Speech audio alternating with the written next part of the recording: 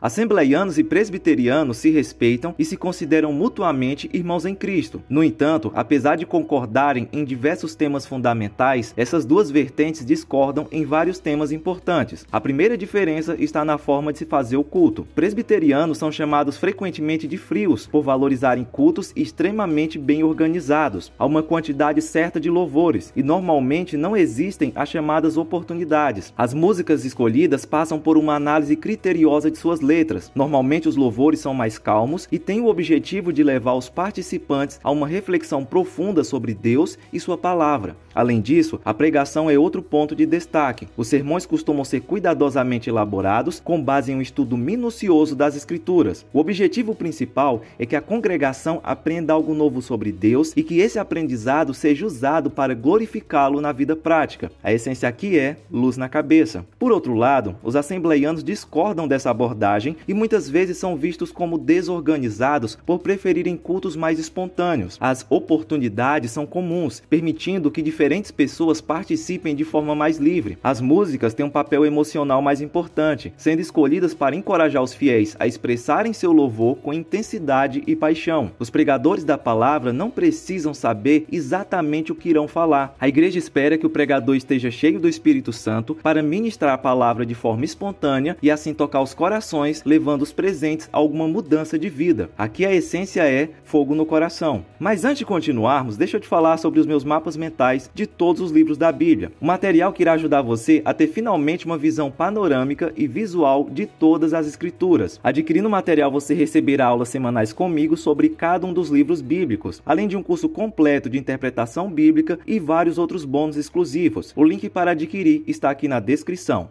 A questão de como acontece a salvação também gera muita discussão. As Assembleias de Deus defendem o livre-arbítrio, afirmando que qualquer pessoa tem a oportunidade de ser salva, já que todos têm a liberdade de aceitar ou rejeitar a salvação. Além disso, sustentam que Jesus morreu por todas as pessoas, sem exceção. Talvez por isso valorizem cultos que busquem tocar as emoções, incentivando os participantes a se decidirem por Deus em resposta ao chamado do Evangelho. Os presbiterianos, por outro lado, assumem em sua esmagadora maioria a posição calvinista. Para eles, Cristo morreu apenas pelos eleitos, que foram escolhidos por Deus antes da fundação do mundo. Nessa perspectiva, os eleitos não perdem a salvação. Uma vez salvo, salvo para sempre. Isso também se reflete nos cultos presbiterianos, que tendem a ser menos focados nas emoções. Para os presbiterianos, o serviço a Deus é resultado da soberania divina, independentemente de sentimentos momentâneos durante a adoração. O batismo infantil é um outro tema que divide esses dois grupos. Para os presbiterianos, os bebês de membros da igreja também podem ser batizados. Normalmente, isso é feito por aspersão, derramando água sobre a cabeça, mas a imersão também é aceita. Na visão reformada, o batismo não garante automaticamente a salvação. Nem todos os batizados são considerados salvos, e quem não é batizado também não significa que não seja salvo. No entanto, eles acreditam que o batismo coloca a pessoa, seja criança ou adulto, dentro da comunidade da igreja local, e é um sinal visível da graça e das promessas de Deus. Para um assembleiano médio, essa prática pode parecer no mínimo estranha. Primeiro, porque muitos veem o batismo de bebê como algo ligado ao catolicismo romano, e as igrejas evangélicas geralmente se distanciam disso. Segundo, porque para os assembleianos, o livre-arbítrio é fundamental. A salvação depende de cada pessoa decidir seguir a Cristo. Por isso, eles não acreditam que um bebê que ainda não pode escolher ou declarar sua fé deva ser batizado. Além disso, os assembleianos apontam que na Bíblia não há exemplo de batismo de bebês. O que se vê são adultos sendo batizados depois de confessarem sua fé em Jesus. Por essa razão, os batismos nas igrejas assembleianas só são realizados com pessoas que já têm uma certa idade, geralmente acima dos 12 anos. Os assembleianos veem o batismo no Espírito Santo como uma experiência separada da conversão. Para eles, essa experiência é acompanhada por evidências físicas, sendo falar em línguas o sinal inicial mais comum. Eles se baseiam em passagens como Atos 2 e 4, que descreve o derramamento do Espírito Santo no Pentecostes. Todos ficaram cheios do Espírito Santo e começaram a falar noutras línguas, conforme o Espírito Santo os capacitava. Para os assembleianos, o batismo com o Espírito Santo é essencial para o fortalecimento espiritual, capacitando o crente para o serviço cristão e para viver uma vida cheia de poder e santidade. Esse evento é muitas vezes buscado com fervor por meio da oração e consagração em cultos específicos. Já os presbiterianos têm uma visão completamente diferente sobre o assunto. Eles entendem que o batismo com o Espírito Santo ocorre no momento da conversão, quando o crente é regenerado e selado pelo Espírito, como ensinado em passagens como Efésios 1 e 13. Nele também vocês, quando ouviram e creram na palavra da verdade, o evangelho que o salvou, foram selados com o Espírito Santo da promessa. Para os presbiterianos, o Espírito Santo habita permanentemente no crente desde a salvação, e as experiências espirituais que acontecem depois, como avivamento ou renovação espiritual, não são classificados como batismo no Espírito Santo, mas como uma obra contínua do Espírito Santo na vida do cristão. Os presbiterianos, em sua maioria, tendem a ser cessacionistas. Isso significa que eles acreditam que os dons milagrosos, como o dom de línguas, profecias e curas, foram concedidos especificamente para os tempos apostólicos, com o propósito de confirmar a autoridade dos apóstolos e o surgimento da igreja. Após o fechamento do cânon bíblico e o estabelecimento da igreja, esses dons teriam cessado. Essa ideia é tão forte que mesmo entre os presbiterianos que não são totalmente cessacionistas, há um ceticismo em relação a manifestações modernas do dom de línguas, por exemplo, que geralmente são vistas como desnecessárias ou fora do propósito bíblico. Por outro lado, os assembleianos são abertamente continuistas, ou seja, eles acreditam que os dons espirituais, incluindo o dom de línguas, permanecem disponíveis para a igreja até hoje. Para eles, o dom de línguas tem um papel central na vida cristã e é visto como sinal inicial do batismo com o Espírito Santo. Além disso, as línguas são usadas tanto em momentos de adoração pessoal, para edificação espiritual, quanto em cultos públicos, acompanhadas de interpretação para a edificação da igreja, seguindo as orientações de 1 Coríntios capítulo 14. Os presbiterianos em geral não possuem uma proibição absoluta quanto ao consumo de álcool. Isso porque eles acreditam que a Bíblia não condena o uso moderado de bebidas alcoólicas, mas sim o abuso, como a embriaguez, que é claramente descrita como pecado em passagens como Efésios 5:18, que diz: "Não se embriaguem com vinho, pois isso leva à libertinagem, mas sejam cheios com o Espírito Santo." Para eles, o álcool pode ser desfrutado de forma responsável, desde que não leve à perda de controle ou ao escândalo. Essa visão é baseada na liberdade cristã, onde cada indivíduo é chamado a agir com sabedoria e discernimento, levando em conta seu próprio contexto e testemunho. Já os assembleianos adotam uma postura completamente restritiva. Para eles, o consumo de álcool é geralmente visto como totalmente incompatível com uma vida de santidade. Muitos citam o perigo de causar tropeços a outros ou de abrir espaço para práticas que desagradam a Deus. A abstinência total é incentivada como uma forma de preservar o testemunho cristão e de se afastar de algo que pode levar à dependência ou a comportamentos destrutivos. Essa visão reflete o compromisso assembleiano com uma vida separada de práticas consideradas mundanas. Os assembleianos, de modo geral, dão grande importância aos usos e costumes, especialmente em igrejas mais tradicionais. Para eles, a santidade deve ser visível tanto no interior quanto no exterior. É comum a defesa de normas específicas, como o uso de roupas modestas, a proibição de maquiagem excessiva, joias e corte de cabelos considerados mundanos, especialmente para as mulheres. Essa prática é baseada em textos como 1 Timóteo 2, 9 e 10. Da mesma forma, quero que as mulheres se vistam modestamente com decência e discrição, não com tranças, nem com ouro ou pérolas ou roupas caras, mas com boas obras, como convém a mulheres que professam adorar a Deus. Para os assembleianos, esses costumes são formas de demonstrar separação do mundo e compromisso com uma vida santa. Os presbiterianos, por outro lado, não possuem um conjunto rígido de regras sobre usos e costumes. Para eles, a ênfase está no coração e na motivação do crente, não em aspectos externos. Acreditam que a santidade deve ser vivida internamente e refletida em uma vida de obediência a Deus e amor ao próximo, sem impor normas específicas sobre vestimentas, penteados ou comportamentos sociais. Eles baseiam essa postura em passagens como 1 Samuel 16 e 7. O Senhor não vê como o homem vê a aparência, mas o Senhor vê o coração. Dessa forma, práticas externas como o tipo de roupa ou uso de acessórios são vistas como questões secundárias, desde que não comprometam o testemunho cristão ou causem escândalos. Quando se trata do pastorado feminino, presbiterianos e assembleianos possuem abordagens diferentes. Na Igreja Presbiteriana do Brasil, a ordenação de mulheres ao pastorado não é permitida, seguindo a interpretação tradicional do texto de 1 Timóteo 2 e 12. Não permito que a mulher ensine nem que exerça autoridade sobre o homem, esteja, porém, em silêncio. Eles entendem que o papel da liderança pastoral é restrito aos homens conforme o modelo apostólico. Jesus não teve apóstolas, assim como no Antigo Testamento não existiam sacerdotisas. Entretanto, algumas igrejas presbiterianas fora do Brasil, como a Igreja Presbiteriana dos Estados Unidos, permitem o pastorado feminino, refletindo diferenças teológicas, ideológicas e culturais entre os diversos ramos do presbiterianismo. Nas Assembleias de Deus, a questão é igualmente variada, mas nesse caso, dentro do país. A Convenção Geral das Assembleias de Deus no Brasil, que representa o ramo mais tradicional, não admite a ordenação de mulheres como pastoras, baseando-se em interpretações semelhantes às da IPB. Contudo, a Convenção Nacional das Assembleias de Deus no Brasil, do Ministério de Madureira, possui uma postura mais flexível. Em 2005, a cantora Cassiane foi uma das primeiras mulheres a ser ordenada pastora, marcando um avanço para o reconhecimento do pastorado feminino. Recentemente, a CONAMAD nomeou a primeira mulher pastora presidente de campo. A base bíblica para o pastorado feminino defendido por esses ramos